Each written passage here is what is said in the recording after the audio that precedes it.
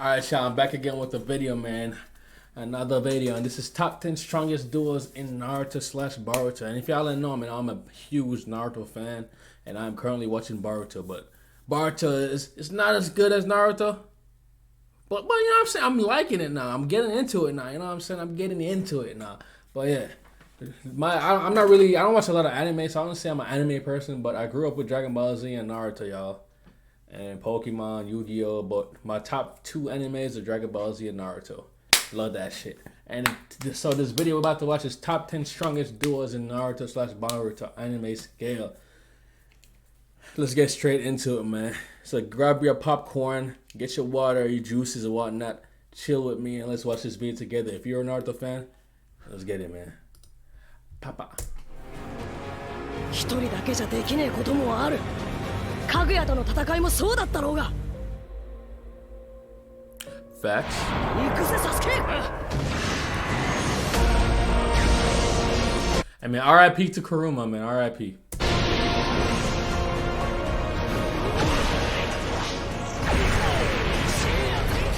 Yeah, I feel like that's definitely the most powerful move, bro, in all of Naruto.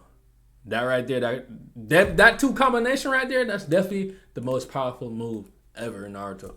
Hello guys, Anime Scale here. Welcome back, and today we're going to be listing down the strongest duos in Naruto. Now, these duos are. But we already know who the strongest duos are. Ranked somewhat by strength, but teamwork is also a big factor in this list.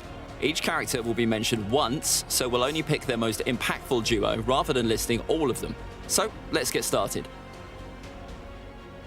Okay.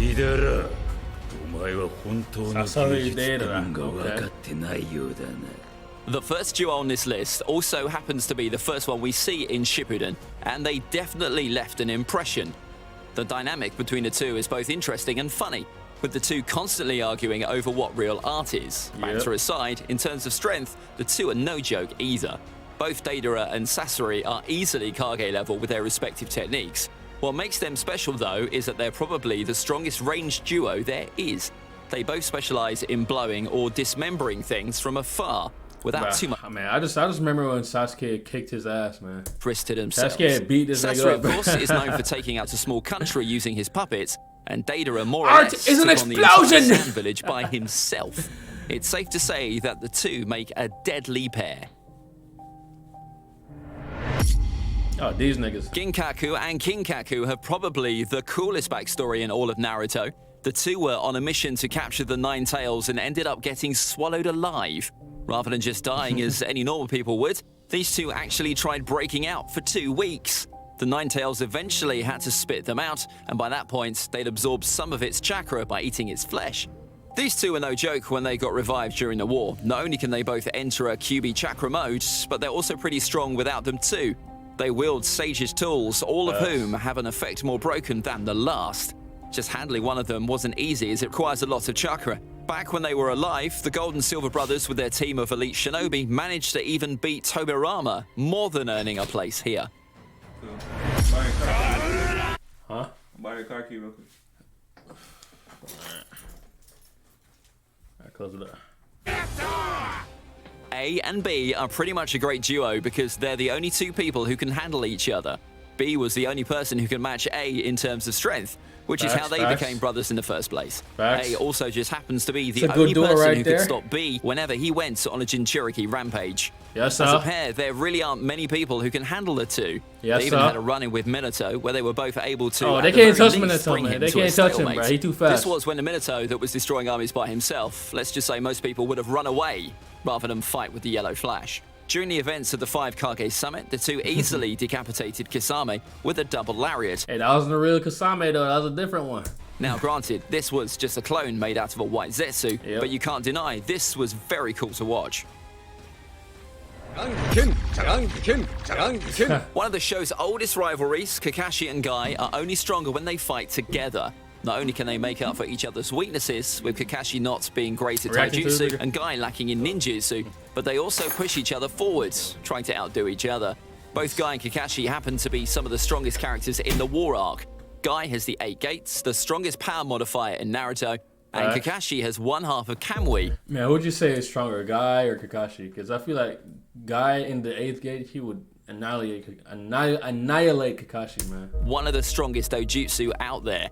Combine the two fought everyone, from the reanimated 7 ninja swordsmen to Obito and all the Jinchuriki. They even fought together against 6 Parts Madara. The fact that they even managed to survive says everything that needs to be said.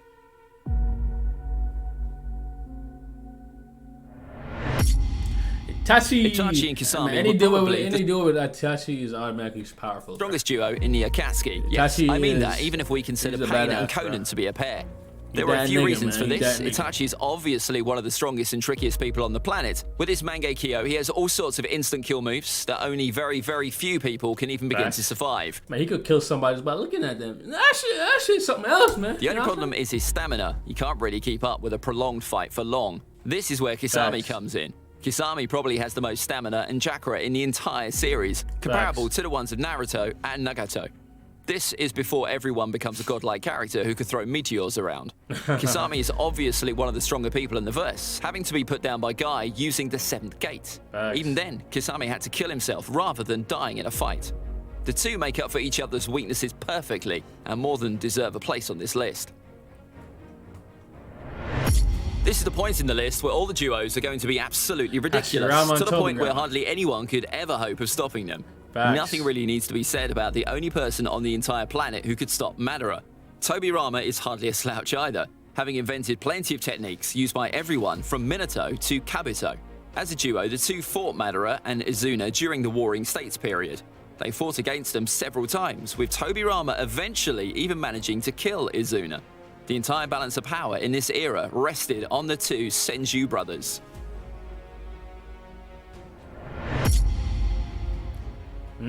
Yes, Madara and Obito did eventually betray each other. Still, for quite a while before that, the two controlled the Ten Tails and took on, quite literally, the entire world. They killed hundreds, maybe thousands of ninja. They even inadvertently ended up killing Neji. They were a civilization-destroying threat in every sense of the term. They even ended up destroying the Shinobi headquarters hundreds of miles away from the battlefield. That's true. All of this was done relatively casually. Their goal was never to kill as many Shinobi as possible. If they were really trying, they would have definitely done a lot more damage than they did. Frankly, they were a much bigger threat than the Ten Tails itself was, which says it all, really. The two mostly fought on their own while being on the same side. It's not like they ever needed to, but they can even combine their jutsu, as they did here.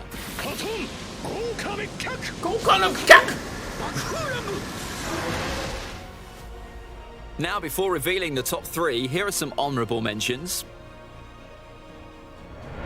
Zabuza and Aku were the first major threat we get to see in Naruto. As a pair, the two are more than strong enough to give any regular journey more trouble than they can possibly handle. Unfortunately, they had the misfortune of running into Team 7. Still, for nostalgia alone, they're worth mentioning, since they are the only duo here that died for each other after all. Yes, Idan and Kakazu are one of the more interesting Akatsuki teams. As a pair, their whole gimmick is exploiting their versions of immortality. Kakazu was strong enough to survive fighting the first Hokage, while Idan managed to kill Asuma. They're not really as strong as Deidara and Sasori as a duo, which is why they're placed here. Good placement. Good placement. Boruto and Sarada. Consider this entry as more of a placeholder for when these two get a lot stronger in the future. Even now, the two are a very deadly pair, much like their parents. The two have a fighting style where they don't even need to talk to each other. Everything just falls into place. Their teamwork gave us one of the coolest looking sequences in all of Boruto, where the two work together to hit Boro with Sarada's first ever Chidori. Seriously, if you're someone who's been sleeping on Boruto, these few minutes are really worth looking at. Yeah, there's some memorable moments in Boruto, man. Y'all should check that shit out. A lot of people have been complaining, saying, oh, Boruto, it's trash compared to Naruto. I mean, it's not as good, man, but there's some moments in there that make you be like, oh, damn. And it's getting better, too, so I suggest you check that shit out, man.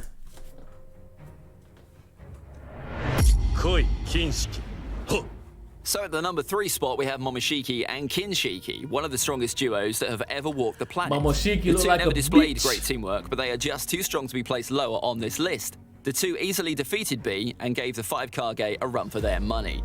As I just said, they never show much cohesion during their fights, but Momoshiki eating Kinshiki counts as teamwork. Right? I guess that's teamwork.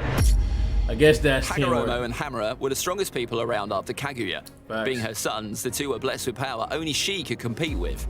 We don't know the extent of the two powers besides just the basics, We can only really imagine the kinds of crazy abilities the two had. What we do know is that the two were obviously strong enough to fight and seal their mother the first time around. The only reason these two aren't the number 1 entry here is that at this point, Hagoromo was not the Ten Tails Jinchuriki. Because of this, they only just barely lose out to... 一丁教えてやろうぜサスケ What can we possibly say about the two Naruto that hasn't been and said Sasuke, before? clearly Naruto and number one, Sasuke man. are the last line of defense, not for their village, but for the planet against Facts. literal godlike aliens. The two have both halves of the sage's powers and eventually learn to master them by the time they become adults. The two are also almost always perfectly in sync, able to use their combined powers to win or survive against foes who would have definitely killed a lesser pair. Facts. Their level of communication is almost on another level, with them not even needing to talk. Combined, the two have their own jutsu that are even stronger than all the continent-destroying techniques they can use individually. This includes everything from the Susanoo-covered Kurama avatar to Naruto's Rasen Shuriken, covered in Sasuke's Amaterasu. There's simply not any duo you can put above this one in the whole show. Facts. So that's it for Hey man, but Ishiki did kick their asses though, man. this. Let me know what They got you all destroyed. think about They got Boruto, destroyed in everyone. Boruto, Also, man. if I missed out on an important... R.I.P. to Sasuke the Renegade too, man. But yeah, guys, if you want me to react to more Naruto videos, let me know in the comments below. And I got y'all, man.